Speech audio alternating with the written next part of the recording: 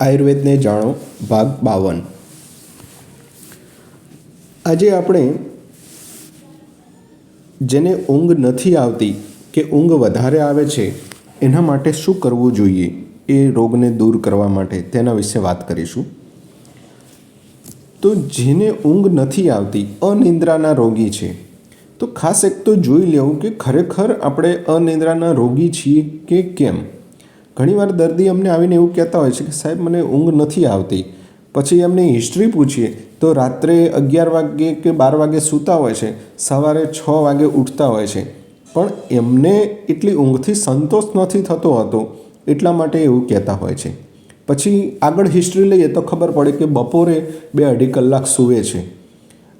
જ્યારે બપોરે દિવસે નિંદ્રા લઈ લીધી છે તો રાત્રે સ્વાભાવિક ડીપ ઊંઘ આવવી થોડી મુશ્કેલ થતી હોય છે, ક્યાંક સપના વગેરે આવી જતા હોય તો કાં તો આંખ વચ્ચે વચ્ચે ખુલી જતી હોય છે અને એને એ લોકો અનિદ્રા માની લેતા હોય છે। તો આવું ન કરવું જોઈએ। જેને એવું છે કે ઊંઘ નથી આવતી તો પહેલું બપોરે સૂવાનું બંધ કરીએ તો રાત્રે કદાચ ઊંઘ આવતી થઈ જશે। બીજું, ખરેખર જેને ઊંઘ નથી આવતી એવું થાય છે તો એ હંમેશા ઊંઘ ન આવી એ વાત પ્રકોપનું લક્ષણ છે, શરીરમાં કફ ઓછો થયો છે ને વાયુ વધેલો છે। તો પહેલો જ જે ઉપાય બતાવ્યો છે એ છે અભ્યંગ, એટલે કે આખા શરીરે તેલની માલિશ કરો, અડધો કલાક રાખો, ગરમ પાણીથી સ્નાન કરી લો। આ સ્નાન પણ એ ઊંઘ લાવવા માટેનું એક કારણ છે। આટલું કરવાથી બી સારી ઊંઘ આવી જતી હોય છે। ઘણીવાર આપણે જોયું છે કે નાના બાળકોને માલિશ વગેરે કરી ગરમ પાણીથી નવડાવીએ પછી એ એકદમ શાંતિથી સૂઈ જતા હોય છે। તો અભ્યંગ એ માલિશ અભ્યંગ કરવાથી ઊંઘ સારી આવતી હોય છે। માની લો કે આખા શરીરે અભ્યંગ નથી થઈ શકતું તો ખાલી માથામાં અભ્યંગ કરવું, તેલ નાખી બરાબર અને માલિશ જો કરવામાં આવે, ચંપી કરવામાં આવે તો પણ ઊંઘ સારી આવતી હોય છે।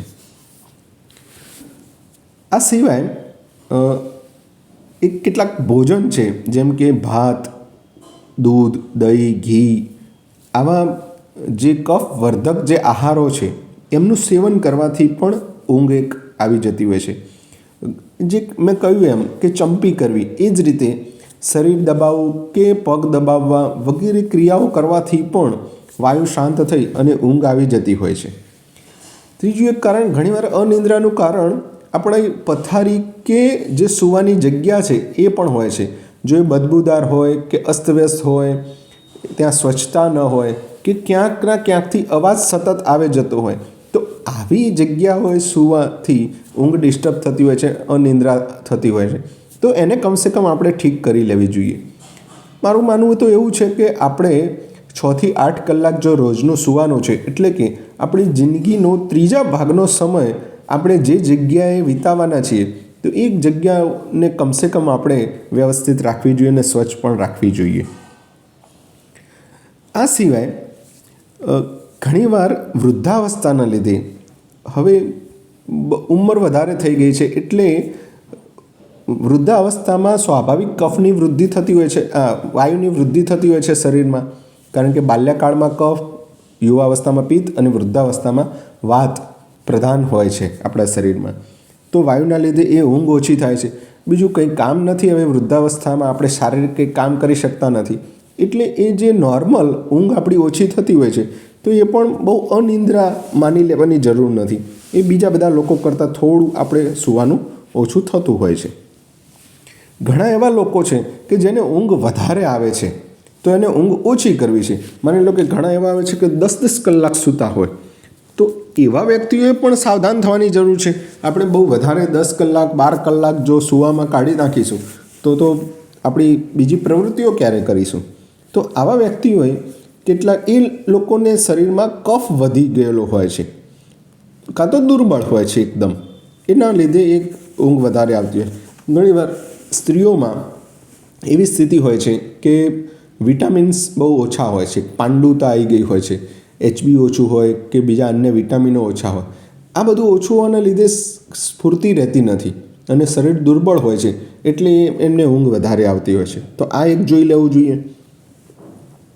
આ સિવાય જો ઊંઘ વધારે આવતી હોય તો આયુર્વેદ જોડે પંચકર્મો છે, વિરેચન છે, નશ્ય છે, વમન છે, આ બધા કર્મો કરાવવા જોઈએ। અથવા તો એક ધૂમપાન કરીને છે, એક વર્તી બનાવવાની આવે છે જેનાથી નાકમાંથી ધુમાડો લેવાનો, મોઢામાંથી બહાર કાઢવાનો, એક ધૂમની પ્રક્રિયા છે એ કરાવી શકાય.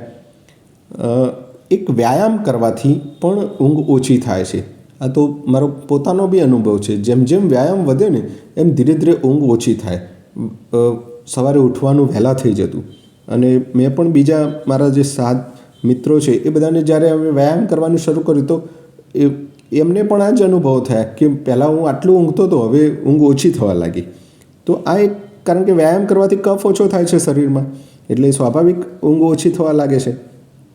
ઉપવાસ વગેરે કરવાથી પણ ઊંઘ ઓછી થાય છે, કારણ કે પેટ ભૂખ્યું છે તો કફનું પાચન થઈ ગયું છે, વાત વધ્યો છે તો ઊંઘ નહીં આવે.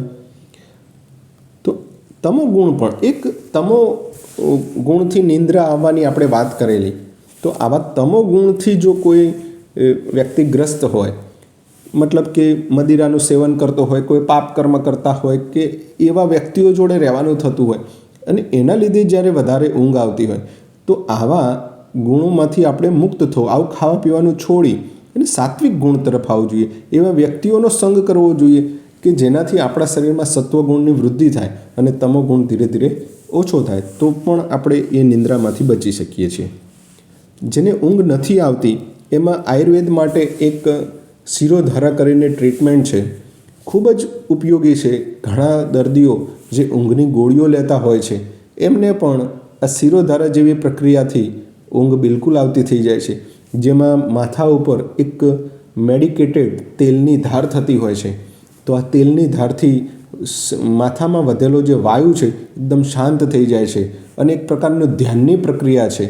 તો આવું કરવાથી પણ ઊંઘ ઝડપથી આવતી થઈ જાય છે. આખી રાત જાગતા હોય, દવાઓ લેતા હોય એવા વ્યક્તિઓને દવા વગર આરામથી ઊંઘ આવતી થઈ જતી હોય છે. આ સિવાય પણ યોગની અંદર પણ યોગ નિંદ્રા વગેરે મ્યુઝિક હોય છે, એની એક પદ્ધતિ હોય છે, એને જો ફોલો કરશું તો પણ ઊંઘ સરસ આવતી થઈ જતી હોય છે. તો નિંદ્રા વિશે આપણે બહુ વાતો કરી, એની વ્યાખ્યા, પ્રકાર, એના ક્યારે સૂવું જોઈએ, ક્યારે ન સૂવું જોઈએ, શું રોગો થાય, દિવસે સૂવાથી શું તકલીફ થાય વગેરે ઘણી બધી વાત કરી લીધી છે. આ સિવાય પણ જો કંઈ હશે તો આપ કોમેન્ટમાં કરશો તો જરૂરથી આપણે વાત કરીશું. વધુ માહિતી આપણે બીજા ભાગમાં કરીશું. આપણે હવેથી અને થોડા ટાઈમથી સોમથી શુક્રની અંદર જ આ એપિસોડ રિલીઝ કરતા હોઈએ છીએ. શનિ રવિનો એપિસોડ આપણે હવે સ્કીપ કરી દીધો છે, એટલે અઠવાડિયામાં 5 આવા વિડીયો આપણે બનાવીશું. ધન્યવાદ.